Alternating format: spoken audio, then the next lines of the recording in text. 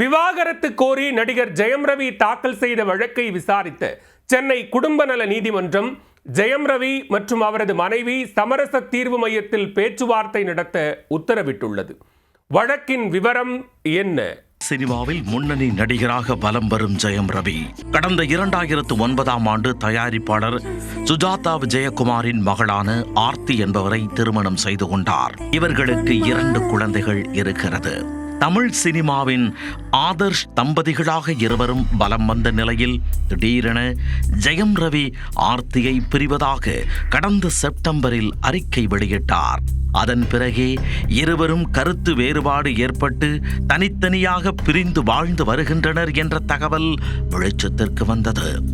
இந்த சூழலில் ஜெயம் ரவியின் விவாகரத்து தன்னிச்சையாக எடுக்கப்பட்டதாக ஆர்த்தி குற்றம் சாட்டியிருந்தார். ஜெயம் ரவியின் இந்த முடிவு முழுக்க முழுக்க தன் கவனத்திற்கு வராமலும் தனது ஒப்புதல் இல்லாமலும் வெளியான ஒன்று என கூறியிருந்தார். இதனிடையே ஜெயம் ரவி ஆர்த்தியிடம் இருந்து விவாகரத்து கோரி சென்னை குடும்ப நல நீதிமன்றத்தில் மனு தாக்கல் செய்தார். அதில் எனது மனைவியிடம் இருந்து தனக்கு விவாகரத்து வேண்டும், 2009ஆம் ஆண்டு நடைபெற்ற தங்களது திருமணம் செல்லாது என அறிவித்து அந்த பதிவை ரத்து செய்ய வேண்டும் என கூறியிருந்தார்.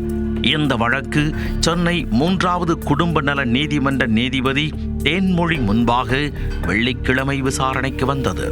அப்போது ஜெயம் ரவி நேரில் ஆஜரானார். அவரின் மனைவி ஆர்த்தி காணொலி காட்சி மூலமாக ஆஜராகியிருந்தார்.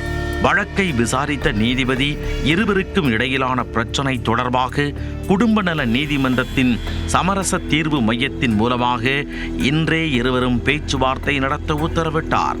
அங்கு எடுக்கப்படும் முடிவு குறித்த விவரங்களை நீதிமன்றத்தில் தாக்கல் செய்யவும் நீதிபதி உத்தரவிட்டுள்ளார்.